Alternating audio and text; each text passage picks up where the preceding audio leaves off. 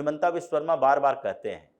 कि असम से 30 लाख मियां मुसलमानों को भगाना संभव नहीं है, लेकिन कम से कम वो परिस्थितियां होनी चाहिए कि इसे लगने लगे कि हम हिंदुस्तान के नहीं हैं, यहीं के नहीं हैं,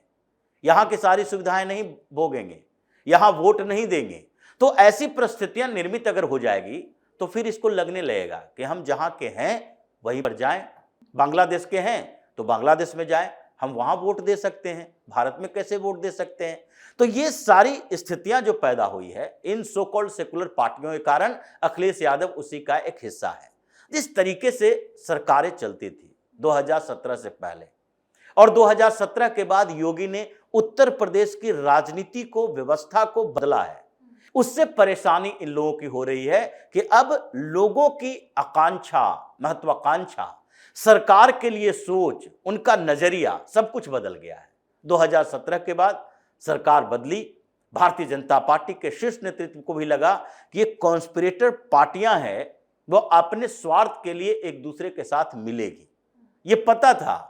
कि मायावती और अखिलेश यादव का गठबंधन होगा 2017 के बाद 2019 के चुनाव में, लोकसभा चुनाव में। यह पता था कि कांग्रेस भी इस गुट में शामिल होगी आज न कल। तो इसके लिए जरूरी है कि ये जो जातीय आधारित राजनीति करते हैं, जातियों को बांटते हैं, मुसलमान इकट्ठा होकर इनके साथ होते हैं, तो फिर भारतीय जनता पार्टी के लिए कुछ चुनौतियां आगे होगी। इसलिए एक ही तरीका है, एक ऐसा लीडर पैदा करो जो कि जातियों के आधार पर चल रही राजनीति में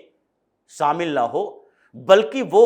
धर्म की राजनीति कर सकता हो, यानी कि हिंदुत्व का लीडर हो, उनके नाम की चर्चा होने से पहले उसकी जाति की चर्चा ना हो।